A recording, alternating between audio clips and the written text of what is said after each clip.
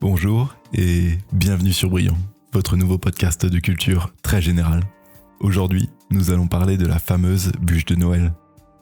Entre le chapon, les huîtres, le foie gras et autres réjouissances pour les gourmands, les fêtes de fin d'année sont souvent synonymes de repas gargantuesques. Et à moins que vous ne soyez allergique à la génoise, à la glace, à la mousse de fruits ou au nougat glacé, je suis prêt à parier que vous vous laisserez tenter par une petite part de bûche de Noël. La bûche est un incontournable des fêtes de fin d'année. C'est le dessert de réveillon préféré des Français et cette année encore, environ 10 millions de bûches seront vendues et mangées en France. Mais d'où nous vient cette tradition de manger une bûche à Noël ? Et pourquoi ce gâteau glacé porte le nom d'un morceau de bois destiné à la cheminée ? Toutes les réponses à ces questions et bien plus encore dans le 9e épisode de Brillant. Gâteau de Noël, pas le temps de niaiser, au menu bûche de Noël. L'origine de la bûche de Noël est très ancienne. On parle ici d'une tradition vieille d'environ 4500 ans qui a évolué au cours du temps et d'une région d'Europe à une autre. Vous pardonnerez donc le léger manque de précision de cet épisode. À l'origine, pour célébrer le solstice d'hiver, la nuit la plus longue de l'année, nos ancêtres avaient comme coutume de rassembler la famille pour faire brûler une grande bûche de bois. Le but de cet événement était de conjurer le mauvais sort et d'espérer de bonnes récoltes pour l'année à venir. Cette bûche était un morceau de chêne ou d'arbre fruitier et devait être portée par le plus jeune et le plus vieux de la famille qui lui faisait faire 3 fois le tour de la maison. La bûche était ensuite enduite d'huile, de vin et plus tard d'eau bénite avant d'être déposée dans la cheminée et allumée. En fonction des traditions, cette bûche devait brûler toute la nuit du solstice ou pendant 12 jours jusqu'à l'épiphanie. Moi je vais rester ici pour raviver le feu. Parce que des fois il se déravive. C'est pour ça. Je vais le raviver là.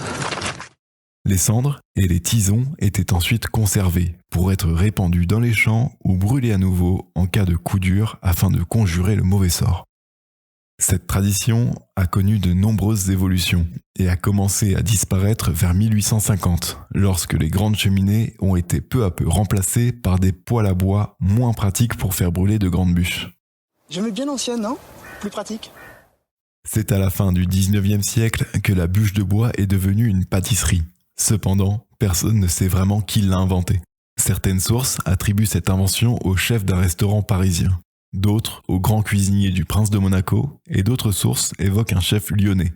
Difficile de savoir qui a raison. Cette année, j'avais envie de faire un truc un peu design, une bûche, assortie au décor. Et la bûche, t'as vu ce qu'elle nous a poupé avec la bûche ?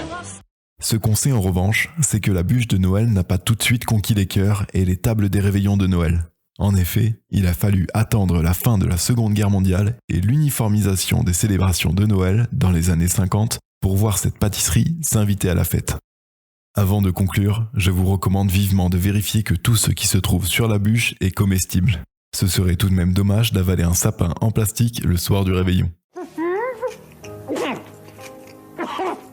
Vous éprouvez des difficultés ? Avez-vous du mal à respirer ? Les sensations de gaz, ballonnement, frisson, nausée ? Pratiquez-vous des sports de raquette ?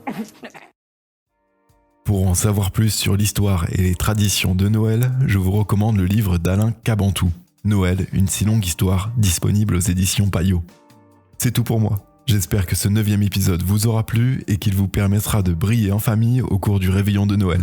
J'attends vos retours aux endroits prévus à cet effet. N'hésitez pas à parler du podcast autour de vous et à donner vos avis sur les épisodes. Brillant vous souhaite de passer de très belles fêtes de fin d'année et je vous dis à l'année prochaine pour un 10e épisode.